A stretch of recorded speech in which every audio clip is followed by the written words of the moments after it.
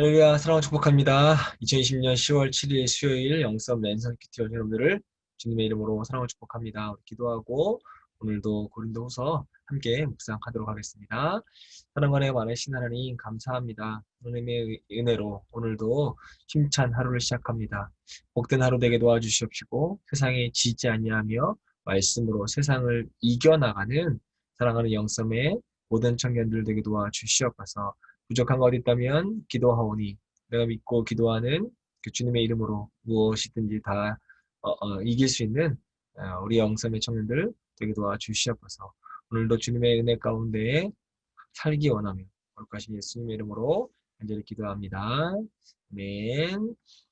날씨 추운데 우리 아침 저녁으로 감기 걸리지 않을 수 있도록 옷을 좀 따로 준비해 나가더라도 번거롭더라도 옷을 좀 따로 준비해 나갔으면 좋겠습니다. 그래서 감기 걸리면 요즘에 많이 오해를 받을 수 있으니까요. 감기 조심하시기 바랍니다. 오늘은 고린도후서 9장 1절에서 5절 말씀이에요. 여기는 8장과 9절의 종결 부분인데 어떤 거냐면 예루살렘 교회를 위한 구제헌금이라고 제가 어제 이야기했죠. 거기에 관련한 종결 부분이 8장과 9장에 나오고 있는 부분입니다. 바울이 먼저 구제헌금, 올바른 자세에 대해서 이야기하고 있어요. 7절에 각각 그 마음에 정한 대로 인색함 없이 즐겁게 자원하는 마음으로 구제헌금해야 된다라고 이야기합니다. 이 자발적인 구제헌금에 대해서 유익을 세 가지로 이야기하고 있는데 10절부터 15절까지 나오는데 첫 번째가 하나님의 축복을 유발시켜서 그에 합당한 보상을 받게 한다라고 하는 것이고 두 번째는 형제의 부족한 것들을 보충함으로써 그들로 하여금 하나님 앞에서 넘치는 과마를 지낼 수 있게 해주고 구제 헌금을 한 자신들, 우리들 있죠? 우리들이 기도하는 계기가 되어진다라고 하는 겁니다. 세 번째는 유대인 성도와 이방인 성도 사이에 있던 그런 반목이 깨트려지고 형제와 참된 화해가 이루어지는 온전한 그리스도의 공동체가 되게 하는 유익이 이 구제헌금에 있다고 이야기합니다. 좀 더 구제헌금 자세와 유익에 대해서 본문을 통해서 좀 알아보도록 할게요. 6절에 파종의 비유를 통해서 구제헌금에 따른 보상의 원리를 설명하고 있거든요. 즉 바울은 추수를 기다리며 씨를 뿌리는 농부의 심정으로 구제헌금을 드려야 한다고 가르치고 있어요. 여러분 파종하는 씨를 뿌리는 농부의 마음이 어떨까요? 텅 빈 밭을 바라보면서 그것에 파종한 씨앗이 풍성한 열매를 맺을 거라고 하는 기대감 속에서 파종하지 않겠습니까? 씨를 뿌리지 않겠어요? 농부는 비록 이게 작은 씨라도 많은 열매를 맺을 수 있다라고 하는 기대감을 가지고 지금 씨를 뿌리고 있는 거예요. 또한 그들은 자신이 뿌린 씨에 대해서 아까운 마음이 조금도 없습니다. 어쩔 수 없이 뿌리는 것이 아니잖아요. 씨를 뿌리면 열매를 맺는다라고 하는 확실한 진리를 통해서 기쁘게 이 씨를 뿌리고 있는 거지. 바울은 바로 이 같은 농부의 마음으로 구제헌금해야 한다고 가르치고 있어요. 손해본다라고 하는 생각이나 또한 억지로나 인색함으로 하는 것이 아니라 열매가 있음을 알고 기쁘게 자원하는 마음으로 구제헌금하라고 하는 거지. 그러면서 질문 하나 드릴게요. 여러분은 이런 파종의 기쁨을 누리면서 구제헌금 하고 있나요? 어려운 질문이기도 하죠. 또 난감한 질문이기도 합니다. 대답하기 참 어려울 수도 있습니다.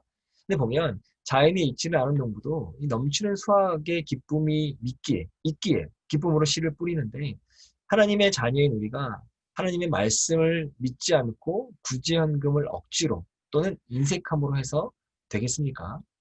누가복음 6장 3절에 이런 말씀이 있어요. 주라 그리하면 너에게 줄 것이니 곧 후이되어 누르고 흔들어 넘치도록 하여 너희에게 안겨주리라.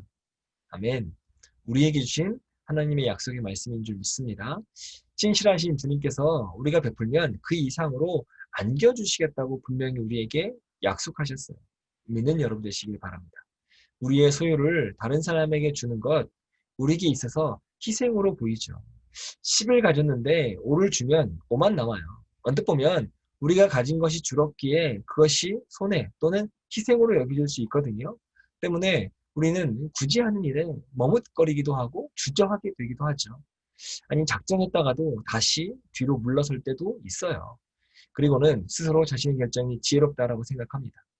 자신이 가질 수 있는 모든 것을 다 가졌으니 스스로 대견하다라고 자랑스럽게 생각할 때도 있죠.